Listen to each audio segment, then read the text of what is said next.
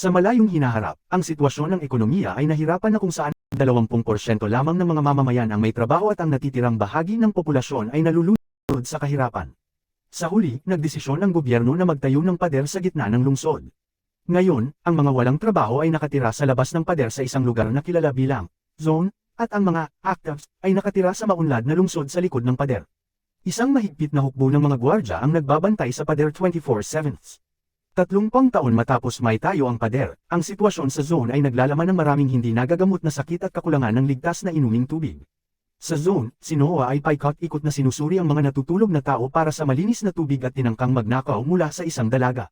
Nang siya ay magreaksyon, lumitaw ang ina ni Noah na si Izzy mula sa likod dala ang kutsilyo at pinabagsak ang bote. Biglang lumabas ang isang malaking anunsyo sa mga screen ng pader na nagsasabing mag-aalok ang gobyerno ng trabaho para sa lahat sa lalong madaling panahon, ngunit nahihirapan ang mga zoners na maniwala. Samantala, sa lungsod, si Ruben at ang kanyang asawang si Thace ay naghahanda para sa trabaho sa Aquaville, ang nag-iisang kumpanya ng tubig. Ang kanilang anak na si Mel ay nagbibihis ng iba't ibang kasuotan kaysa sa pinapayagan ng mga patakaran, kaya kailangang pag-alitan siya ni Ruben upang hindi magmulta. Ipinaalala rin niya sa kanya na mag-ensayo ng mas madalas dahil siya'y pipi at siya'y tinitingnan na parang kakaiba, kaya kailangan niyang magpursigi para magtagumpay. Pagdating nila sa opisina, nalaman nila na ang ministro ng paggawa na si Monroe ay sa wakas pinalaya matapos ang isang taon ng pagkakabihag dahil nakipagkasundo sila sa mga rebelde na dumukot sa kanya. Sa kauna-unahang pagkakataon sa isang dekada, bumisita ang punong ministro na si Nadja sa zone upang magbigay ng isang huwad na talumpati tungkol sa pagkakapantay-pantay at ipaalam kung ano ang nilalaman ng kasunduan, palalayain ng mga rebelde ang kanyang asawang si Monroe at kapalit nito, 10,000 zoners ang bibigyan ng trabaho sa lungsod sa ilalim ng Solidarity Job Program. Lubos na natuwa ang mga zoners sa balita, ngunit ang mga actives ay nababahala at nag-aalala dahil negatibo ang kanilang pananaw sa mga mahihirap. Matapos ang anunsyo, pinalayan ng mga rebelde si Ministro Monroe at dinala siya ng mga gwardya upang muling makasama si Nadja, na pamulong sa kanya na ipahayag na siya ay tinrato ng maayos. Sinabi ni Monroe sa lahat na siya ay maayos ngunit nang sila ay umalis na ni Nadja sakay ng kanilang kotse, natuklasan na nawawala ang dalawa niyang daliri. Siya'y nagulat na tinanggap ni Nadja ang kasunduan dahil galit siya sa mga zoners, ngunit kailangan niyang gawin ito dahil ang pagkakabihag kay Monroe ay naging isang internasyonal na iskandalo at titigil ang World Bank sa pagpapautang sa kanila kung patuloy nilang ipagsasawalang bahala ang sitwasyon. Sa bahay, binigyan si Monroe ng bagong mga daliri, at sinabi ng kanyang anak na si Zoe na siya ay sisigot sa mga tanong mamaya dahil sa ngayon ay masisira ng kanyang stress ang kanyang mga sagot. Samantala, pumapasok si Noah sa klase ni Ginoong Robinson, na nag-aalala na ang ilan sa kanyang mga estudyante ay maaaring uminom ng labis na City Scott, isang ilegal na sangkap na ginagamit ng ilang adik bilang pamalit sa kakulangan ng tubig. Itinuturo ni Robinson sa kanila ang pinagmulan ng kasalukuyang sistema at sinasabing hindi dapat kailanganin ang magtrabaho upang maging tao at magkaroon ng pagkakakilanlan. Iniisip ni Noah na ang trabaho ay katumbas ng kalayaan at binanggit niya ang kanyang ama na nanalo sa Lotto 13 taon na ang nakalipas at ngayon ay namumuhay ng masaya sa Timog Europa. Pagkatapos ng klase, nakita ni Noah si Valley na nagnanakaw ng mga bagay mula sa kusina ng paaralan, ngunit siya'y tumakas sa pamamagitan ng paglabas sa bintana. Sa pader, ini-interview ang mga zoners upang makita kung sino ang makakasali sa programa. Kung ang sino man ay mukhang may sakit dahil sa pag-inom ng kontaminadong tubig, sila ay agad na tinatanggal sa linya. Si Izzy ay ini-interview kasama ang dalawang iba pang kababaihan, ngunit ang isa sa kanila ay tinanggal dahil sa amoy ng pagkabalisa. Sila'y tinatanong ng matitinding katanungan tungkol sa kanilang pinagmulan, at dahil isang posisyon na lang ang natitira, nagsinungaling si Izzy at sinabi na ang isa pang babae ay adik, kaya't nakuha niya ang trabaho. Bago sila makapasok sa lungsod, binigyan sila ng code tato sa kanilang mga palso. Sa Aquaville, nagkakamali si Thace sa kanyang trabaho, na nagdulot na sa kanya ng 6 na babala. Lalo lamang itong nagdudulot ng stress sa kanya. Sa parehong oras, nagulat si Ruben nang mabangga ang patay na katawan ng kanyang direktor, na nagtrabaho hanggang siya'y namatay. Subalit sa halip na magluksa, agad na tinawagan ni Ruben ang kanyang ama na si Silas, na isang mataas na opisyal sa kumpanya, at sinabing gusto niyang tumakbo para sa posisyon. Si Silas ay malubhang may sakit at hindi kayang magpagamot ng maayos, ngunit hindi ito alam ni Ruben. Kaya nang sinabi ni Ruben na gusto niya ng mas mataas na posisyon, agad na nais ni Silas na tumulong upang suportahan siya ni Ruben kapag hindi na siya makakapagtrabaho. Pagkatapos, nakipagkita si Thace kay Hans, isang katrabaho na kanyang karelasyon. Sila ay nagsasabuatan upang magnakaw ng mahalagang datos mula sa Aquaville, na plano nilang ibenta upang gamitin ang pera para umalis ng bansa. Ngunit hindi pa nagawang makalapit si Thace kay Silas kahit pa siya'y kamag-anak. Sa mga sandaling iyon, natagpuan sila ng isang gwardya at sinubukang dalhin sila, ngunit mabilis na pinabagsak ni Hans ang gwardya at bumalik si Thace sa kanyang istasyon, upang ipagpatuloy ang paggawa ng mga pagkakamali. Natakot siya na sa ganitong bilis ay maaaring siya ay mapunta sa zone. Samantala, si hepe ng seguridad na si Jean ay iniimbestigahan si Monroe. Ipinaliwanag niya ang masaklap na sitwasyon na kanyang dinanas at binanggit ang torture, ngunit tiniyak niya na hindi niya sinabi sa mga rebelde ang anumang lihim ng estado. Pagkatapos, sinabi ni Nadja kay Monroe na bumalik sa trabaho, binibigyan siya ng mga pahinga upang makapagpagamot. Nangako si Monroe na kaya niyang gawin ito, ngunit nag-aalala si Zoe na masyadong maaga at hindi ito magiging mabuti para sa kanyang kalusugan. Habang nagbibigay ng talumpati si Monroe na puno ng propaganda, si Ruben at Thace ay nagtalo. Nais ni Ruben ang bagong posisyon dahil desperado siyang ipadala si Male sa Phoenix Academy, na tumatanggap ng mga batang may autism, ngunit iniisip ni Thace na inosente ang iniisip niyang tutulungan siya ni Silas. Sinabi rin niya na si Mel ay hindi kailanman magtatagumpay at dapat nilang iniwan na siya, na narinig ng bata. Tumakbo si Mel papunta sa kanyang silid upang humanap ng ginhawa sa kanyang nagsasalitang manika, at tumakbo si Ruben upang aliwin siya. Binigyan din niya siya ng taser para sa kanyang proteksyon. Sa zone, sinabi ni Jeff sa kanyang asawang si Lisbeth na siya'y napili, ngunit hindi ito tinanggap ng mabuti ni Lisbeth, na sinasabing hinala ito at ayaw niyang umalis si Jeff. Pinakalma ni Jeff si Lisbeth sa pamamagitan ng isang halik. Pagkatapos, nakipagkita si Ruben kay Silas, na nagsabing nilinis na niya ang profile ng kanyang anak. Ipinaalam niya kay Ruben na nakuha niya siya ng isang imbitasyon sa isang eksklusibong ministerial na party at dapat niyang ipahayag na siya'y tatakbo para sa posisyon ng direktor doon. Kaya't mahalaga na magpakita siya ng magandang imahe ng pamilya. Samantala, nakipagkita si Hans kay Jean at natuklasan na sila'y lihim na nagtatrabaho kasama ang mga rebelde mula sa zone. Nais nilang makahanap ng baho tungkol sa Aquaville dahil ito ang pinakamalaking pinansyal na taga-suporta ni Nadja, kaya nagkasundo sila na magnanakaw ng impormasyon si Thace mula sa opisina ni Silas kinabukasan upang makipagkita sa mga rebelde sa susunod. Pagkatapos ay dinala si Hans sa isang lihim na lagusan upang makipagkita kay Boris at manatili kasama ang mga rebelde. Kinabukasan, ang mga gwardya ay dinala ang daan-daang zoners sa isang bus papunta sa lungsod at sinabihan silang maaari lamang sila sa kanilang lugar ng trabaho, hindi sila pinapayagang maglakbay sa paligid ng lungsod. Si Izzy ay naitalaga sa bahay ni Ruben, ngunit sinarhan siya ni Thace sa mukha. Dinala siya ni Ruben sa loob at sinabihan na ayusin ang mga laruan ni Male ngunit huwag siyang kausapin. Ayaw ni Male bitawan ang kanyang manika, at nakaramdam ng awa si Izzy nang sapilitang kinuha ito ni Ruben. May isang kahon na hindi alam ni Izzy kung paano buksan kaya tinanong niya si Male, na kasalukuyang umiinom ng gamot. Halos tinarayan siya ni Male, ngunit sa malumanay na salita ay nakumbinsi siya ni Izzy na tumulong. Pagkatapos ay inayos ni Izzy ang mga laruan ngunit itinago ang manika sa ilalim ng mga kumot. Nang dumating ang espesyal na pangkat upang kunin ang mga laruan, dinuraan si Izzy at sinabing ang mga zoners ay ninanakaw ang kanilang mga trabaho. Samantala, si Jeff ay ipinadala sa gusali ng gobyerno dahil iniisip ni Nadja na siya ang magiging perpektong mukha para sa kanilang propaganda. Siya'y lumabas sa TV at sinabi na siya'y masaya na naroon at na ang programa ay maayos na tumatakbo dahil magaling ang gobyerno. Pagkatapos, hindi siya pinapayagang hawakan ng anuman at siya'y pinanatili sa isang lugar para sa mga zoners, ngunit nagnakaw pa rin siya ng pabango. Sa Aquaville, sinubukan ni Thace na bisitahin si Silas upang ma-access ang kanyang computer, ngunit siya'y pinigilan ng isang gwardya dahil iniimbestigahan nila si Hans at kailangan niyang magpatotoo. Nang umuwi si Ruben, hindi pa nakakauwi si Thace at hindi niya sinasagot ang kanyang mga tawag. Desperado na magmukhang maganda sa party, napansin ni Ruben na si Izzy ay kamukha ng kanyang asawa, kaya siya ang papalit ngayong gabi. Tinanggap ito ni Izzy dahil sa takot na matanggal, at pinahiram ni Ruben ang mga damit ni Thace kasama ang isang bracelet upang itago ang kanyang zoner number. Sa bahay ni Nadja, nalaman ng pamilya na karamihan sa mga actives ay iniisip na ang mga zoners ay narito upang agawin ang kanilang mga trabaho at tumatanggi silang hawakan sila. Nagkaroon na rin ng 22 kaso ng agresyon laban sa mga zoners. Ngunit sinabi ni Nadja na lahat ay kailangang mag-adapt para sa kapakanan ng relasyon sa publiko. Sa party, si Izzy ay lubos na kinakabahan, ngunit sa kabutihang palad hindi inaasahan na magsalita ng marami ang mga asawa at nagkaroon ng magandang impresyon ang mga matataas na opisyal. Si Ruben ay inaya siya na sumayaw kasama niya, ngunit hindi ito kinaya ni Izzy at umalis siya. Habang bumababa siya sa koridor, natuklasan niyang ang ibang mga bata ay nangungutya kay Male dahil sa pagiging pipi, kaya't siya ay sumigaw. Biglang dumating si Silas at kinuha siya.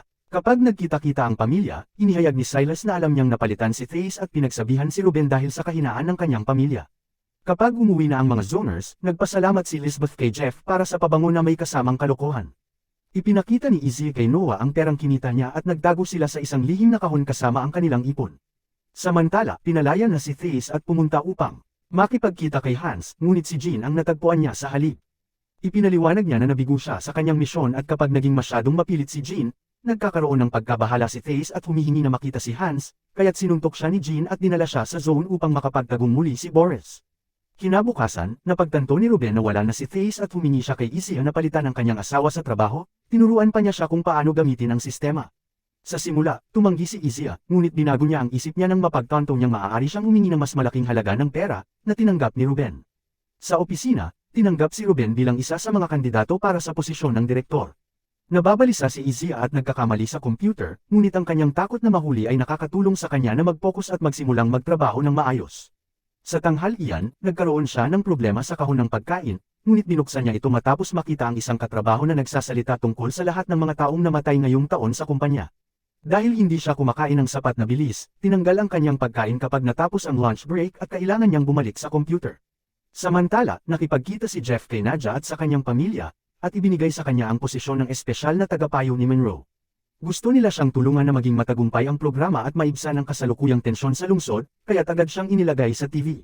Maganda ang pakikitungo ni Monroe sa harap ng mga kamera, ngunit kapag sila ay magkasama, pinagsabihan niya si Jeff at halos tsukihin siya, na naputol ng pagdating ni Zoe.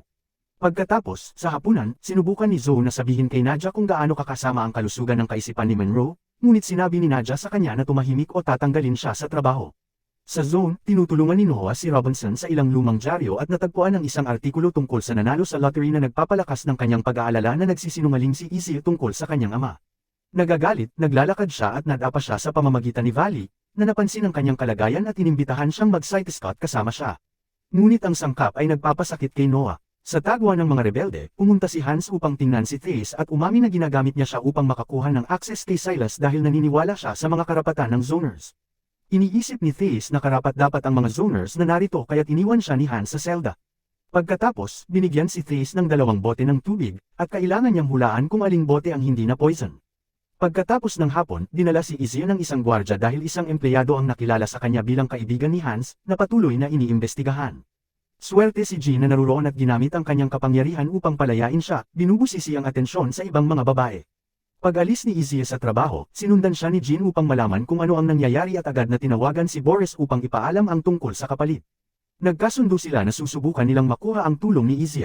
Pagdating ni Izzy sa bahay, napansin niyang nawawala si Noah at nagsimulang maghanap sa lahat ng lugar, hanggang sa mabangga siya kay Boris.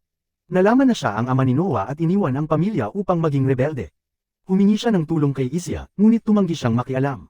Pagkatapos ng ilang sandali, natutunan ni Izzy na si Noah ay nasa bahay ni Robinson, at nagawa ng guro na gumawa ng sabaw na tumulong kay Noah na ilabas ang City Scout upang maging mas mabuti.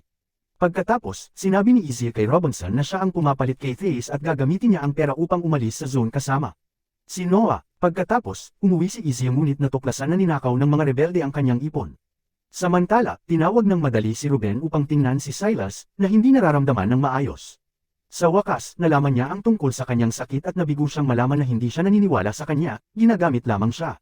Kinabukasan, nalaman na si Monroe ay umiinom ng maraming gamot upang makapag-function. Habang nagbi-breakfast, sinabi ni Nadia sa kanya na may isang zoner na pumatay sa kanyang employer at kailangan nilang itago ito. Sa tagwan ng mga rebelde, walang magawa si Izzy kundi tanggapin ang tulong upang makuha muli ang kanyang pera at sinabi sa kanya na makakatanggap siya ng chip upang ilagay sa computer ni Silas sa ibang pagkakataon. Nalaman ni Hans na hindi uminom ng tubig si Thace sa loob ng 2 araw at inakusahan ng mga rebelde ng torture, ngunit hindi pinansin ang kanyang mga alalahanin. Pagkatapos, sinuri niya si Thace at lihim na binigyan siya ng tubig, ngunit pagkatapos makita ang kanyang kalagayan, nagpa siya si Hans na patayin siya upang iligtas siya mula sa kanyang pagdurusa. Sa Aquaville, nagkasalubong si Izzy sa isang empleyado at pagkatapos ay natagpuan niya ang chip sa kanyang kamay. Isinasa ilalim si Ruben sa isang seryosong interview na puno ng mga trick question upang patunayan na siya ay normal.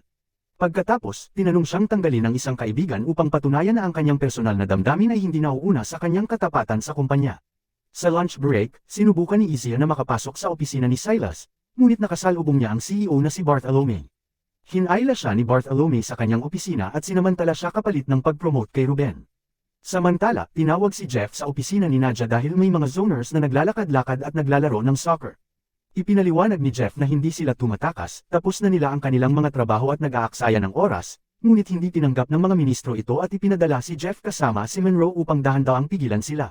Pagdating doon, sinubukan ni Jeff na ipaliwanag ng maayos sa mga zoners na matatanggal sila sa trabaho kung hindi sila babalik sa kanilang mga employer, ngunit sinipa ng mga zoners ang bola upang tamaan si Monroe sa pamamagitan ng bintana ng kotse at nagsimulang tawagin si Jeff na snitcher. Sa oras na iyon, tumunog ang alarma at tumakas ang mga zoners habang bumabalik si Jeff sa kotse at natagpuan si Monroe na nawawala. Pagbalik ni Jeff sa bahay at pagsasabi kay Lisbeth tungkol sa kanyang araw, nag-away sila dahil iniisip ni Lisbeth na nasa maling panig siya. Sa zone, madalas na nakikipag-hangout si Noah kay Valley, at nagpasya silang maglakad papunta sa lungsod sa pamamagitan ng isang lihim na tunnel. Ngunit pagdating nila sa kalye, nakita sila ng pulisya, na nagbukas ng putok sa kanila. Mabilis na bumalik si Valley sa tunnel, ngunit naglalakad-lakad si Noah sa lungsod. Nakarating siya sa bahay ni Ruben upang hanapin ang kanyang ina, at inihawak siya ni Male sa taser point. Sa labas, dumating sina Ruben at Izzy sa kotse at sinabi ni Izzy sa kanya ang nangyari kay Bartholomew.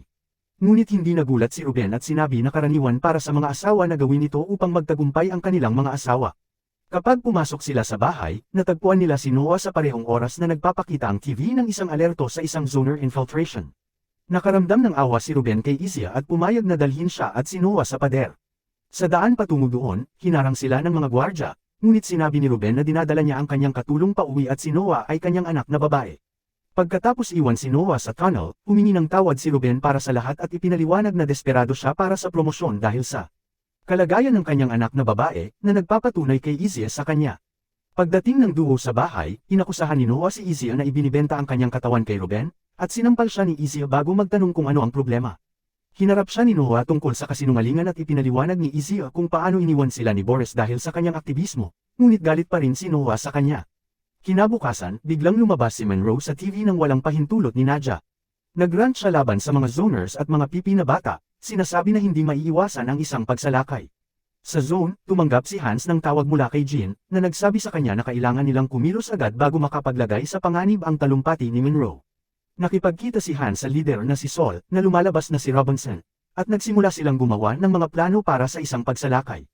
Ngunit kailangan nilang makuha ang intel mula kay Izzy muna. Pagkatapos, dinala si Monroe sa isang psychologist at pinanatili sa ilalim ng pagbabantay 24/7, habang humingi si Nadja ng payo sa kanyang ama na si Pasern. Dati rin siyang prime minister at responsable sa pader, na iniisip na ito ang tanging solusyon upang mapanatili ang kaayusan. Pagkatapos, nalaman ni Nadja mula kay Zoe na ang talumpati ni Monroe ay nagdulot ng maraming tao na magtumble o pumatay ng kanilang mga zoners, at ngayon ay may kaguluhan sa lungsod. Sinabi ni Nadja na magbigay ng anunsyo na nagsasabing si Monroe ay nagsalita batay sa maling impormasyon at sinumang magtanggol ng kanilang zoner ay paparusahan. Sa Aquaville, pumunta si Ruben upang makita ang isa sa kanyang mga kalaban at natagpuan siyang patay sa kanyang opisina. Samantala, sa tanghalian, nilapitan si Izzy ni Moy, isa pang kalaban ni Ruben. Humiling si Moy kay Izzy na magpakasal sa kanya upang magtagumpay sila laban kay Ruben, ngunit tumanggi si Izzy. Nang aksidenteng bumalik ang kanyang manggas, napansin ni Moy ang marka ng zoner. Agad na tinawagan ni Izzy si Ruben at binalaan siya, kaya't nagmadali si Ruben sa parking lot upang harapin si Moy. Ayaw ni Moy na itago ang kanyang lihim, kaya't pinahirapan siya ni Ruben at pinatay siya. Pagkatapos, tinawagan niya si Silas, na agad na nag-asikaso sa katawan. Pagkatapos, nakita ni Ruben sa mga security camera na sinusubukan ng espesyal na pangkat na kunin ang manika mula kay Male at nagmadali siya mula sa trabaho. Kinagat ni Male ang lalaki at nagtago sa kanyang silid, kaya't walang pagpipilian ng lalaki kundi umalis nang walang ngayon sirang manika. Dumating si Izzy at pinatanggal si Male, ipinakita sa kanya kung paano ayusin ang manika gamit ang ilang sinulid. Pagdating ni Ruben, may gwardya sa pinto, ngunit nang pumasok sila, nakapagbihis na si Izzy at umalis ang gwardya nang walang problema. Pagkatapos, nagbuhos si Ruben at umamin na pinatay niya si Moy, kaya't pinatanggal siya ni Izzy at nagwakas sila sa pagkakaroon ng relasyon. Samantala, humingi si Nadja kay Jeff na gumawa ng isang video na nagpapakita kung paano nagbago ang kanyang buhay para sa mas mabuti dahil sa programa at isama si Lisbeth dito. Alam niyang hindi tutulong ang kanyang asawa, kaya't umuwi si Jeff at itinago ang isang camera sa mga stand. Siya rin ay nagdadala ng masarap na pagkain at magandang damit para kay Lisbeth, pagkatapos ay kinukumbinsi siyang sumayaw kasama siya. Mayroon silang magandang hapunan ng magkasama hanggang sa dumating si Noah at inaakusahan si Izzy ng paggawa ng masamang bagay sa kanyang amo, na mukhang masama sa kamera. Sa gabi, natuklasan ni Nadja ang maraming mamamayan na nagtitipon sa labas ng gusali ng gobyerno bilang protesta laban sa programa. Matapos magpadala ng mga gwardya para paalisin sila, sinubukan niyang makipag-usap kay Monroe, ngunit siya ay malamig at malayo. Kinabukasan, natuklasan ni Jeff na kinamumuhian din siya ng mga tao sa zone at nilalay siya sa kalsada. Nalaman ni Izzy na si Noah ay nananatili sa bahay ni Valley at siya ay naghanap para sa kanya, ngunit tumanggi itong umuwi. Sa mga opisina ng gobyerno, dumating si Jeff ng late dahil sa binugbog siya ng mga nandidiri sa kanya. Habang pinapatugtog ang kanyang heavily edited na video sa TV, ipinapadala si Jeff sa makeup department upang itago ang kanyang mga sugat para sa isang mahalagang pagpupulong. Dumaan si Monroe at pininturahan si Jeff na parang clown upang insultuhan siya, ngunit mabilis na inalis siya ni Zoe. Pagkatapos, ipinakilala ni Nadja si Jeff at iba pang miyembro ng programa sa Pangulo ng World Bank, at nagbigay si Jeff ng taus-pusong talumpati. Nabighani ang Pangulo, ngunit sa pribado ay sinabi niya kay Nadia na hindi siya makapagpahiram ng pera hanggat patuloy na gumagawa ng kaguluhan si Monroe. Walang pag-aalinlangan, lumabas si Nadia sa TV at inihayag na natanggal si Monroe. Sa Aquaville, nagkaroon ng pulong sina Ruben at ang huling kandidato kasama ang mga mataas na opisyal. Ipinaalam sa kanila na nawawala si Moy kaya't inakusahan ni Ruben ang kanyang kalaban na pinatay siya, gamit ang kwento na nakuha ni Silas para sa kanya bilang alibay at ipinakita pa ang peking impormasyon laban sa iba pang lalaki para manalo. Samantala, nakalusot si Izzy sa opisina ni Silas at inilagay ang chip sa kanyang computer. Sa sandaling iyon, dumating si Silas at tumakbo si Izzy upang magtago, ngunit natagpuan siya ni Silas. Hinawakan siya ni Silas sa leeg at tinakat siya, ngunit biglang nagsimulang makaramdam ng sakit si Silas, kaya't nakatakbo si Izzy at nakuha ang chip habang siya ay palabas. Tinawagan ni Silas si Ruben at siya ay nagmamadaling humarap kay Izzy at hinampas siya, na nagdulot sa kanya na mahulog ang chip. Sumpa ni Izzy na napilitan siyang gawin ito at hindi siya rebelde. Sinisisi si Ruben sa paglalagay sa kanya sa ganitong posisyon kaya't dinala lamang siya ni Ruben. Sa zone, pumunta sina Noah at Vali sa rebelde na hideout at tinanong ang tungkol sa kanyang ama. Ngunit dahil alam ni Noah ang dating pangalan ni Boris, wala silang alam tungkol dito at pinaalis sila. Nagkunwari ang mga teens na aalis na, ngunit sa kanilang pag-alis, nakatakas sila mula sa gwardya at kumuha ng madilim na tunnel upang makapasok sa gusali.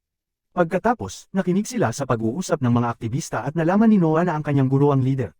Pagkalipas ng ilang sandali, pumunta si Nadia upang makita si Monroe, na nagpapaliwanag na wala siyang choice kundi tanggalin siya upang makuha ang pera mula sa bangko, na naaprubahan na ngayon.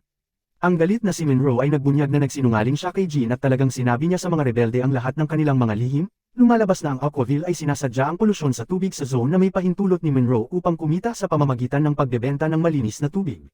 Kailangan lamang ng mga aktivista ng ebidensya upang umatake, at iyon ang file na dapat makuha ni Izzy. Pinag-usapan ito ni Nadia kay Zoe at nagkaroon sila ng ideya. Samantala, umuwi si Jeff at sinabi kay Lisbeth na binigyan sila ng pagkakataon na permanently manirahan sa lungsod. Ngunit tumanggi si Lisbeth at nagkaroon ng pagtatalo kung saan nalaman na dating aktivista rin si Lisbeth. Sa huli, siya ay lumipat sa lungsod mag-isa, at sa kanyang bagong apartment, ang unang bagay na ginawa niya ay maligo upang tamasahin ang malinis na tubig. Sa labas sa lungsod, nagsisimulang lumabas ang mga pamphlet ng aktivista sa mga kalye. Sa bahay ni Ruben, narinig ni Izzy ang pag-uusap nila ni Silas, na iniisip na dapat patayin ng kanyang anak si Izzy, ngunit pinagtanggol siya ni Ruben.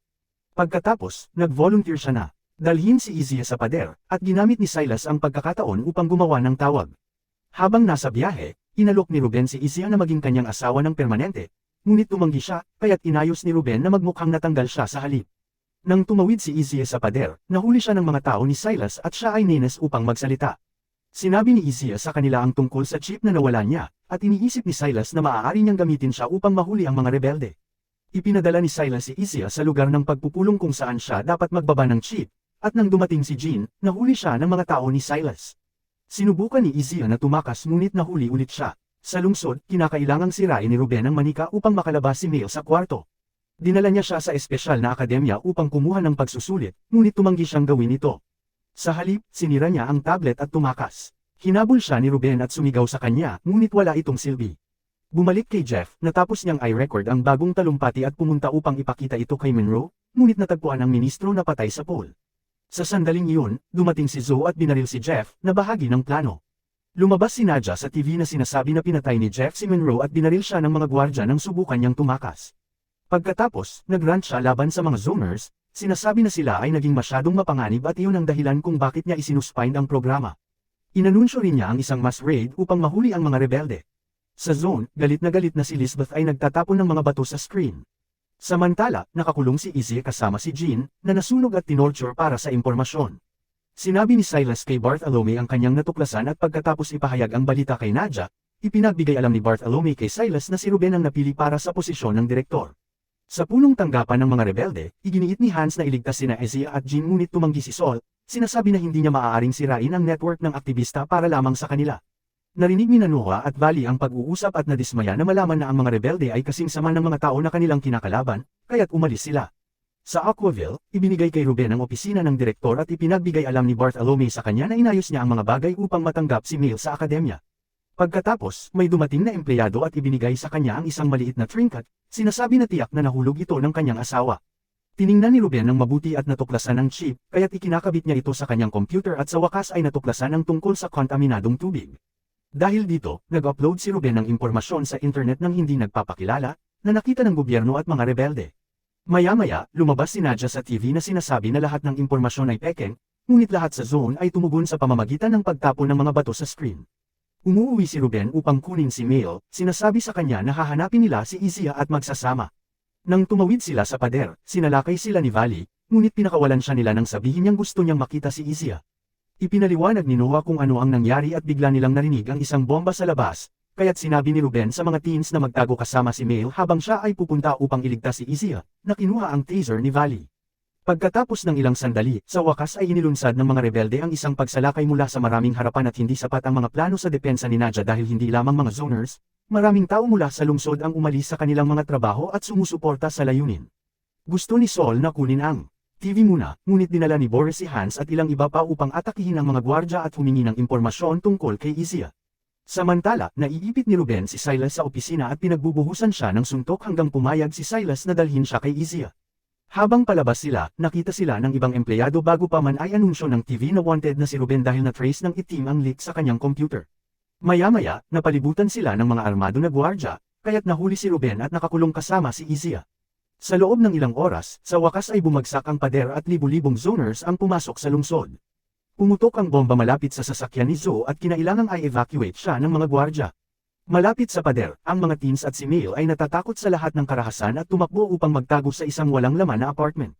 May sugat sa balikat si Noah at nagpasya si Mail na gumawa sila ng isang blood pact na nangangakong magsama hanggang sa huli. Sa tahanan ng ministro, natagpuan ni Zoe ang kanyang ina sa bubong na nanunood sa pagbagsak ng pader at sinisisi siya sa lahat. Tumanggi si Zoe na umalis sa lungsod at sumpa niyang testiguhan si Nadia upang makitang siya rin ay bumagsak. Samantala, nakatanggap ang mga gwardya ng mga utos na patayin ang mga preso. Kaagad na binaril si Ruben, ngunit bago pa masaktan si Izia, dumating si Boris at pinatay ang gwardya muna. Pagkatapos, dinala ng mga rebelde sina Izia at Ruben sa kaligtasan. Kasabay nito, natagpuan ni Saul at ng kanyang mga tauhan si Nadia, at pinatay siya sa likod ng mga pinto. Pagkatapos, lumapit si Zoe kay Saul at inalok ang kanyang karanasan upang tulungan siya sa pamamahala ng bansa.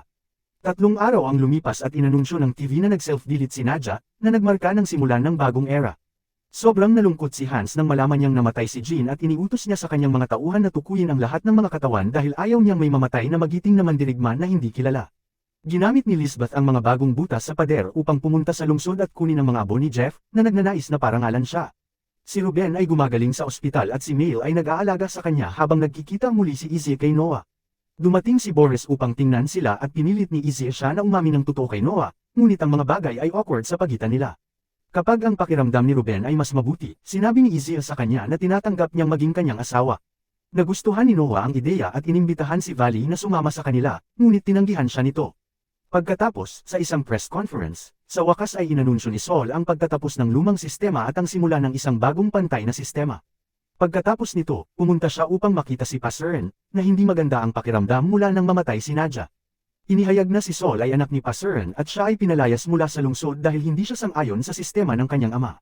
Nangako si Saul na bibigyan si Paseren ng pinakamahusay na mga doktor upang siya ay mabuhay at magdusa sa ilalim ng bagong sistema tulad ng mga zoners sa ilalim ng kanyang sistema. Sa pagkagulat ni Paseren, biglang lumitaw si Nadia na buhay at maayos dahil sa pagtanggap niyang makipagtulungan sa kanyang kapatid.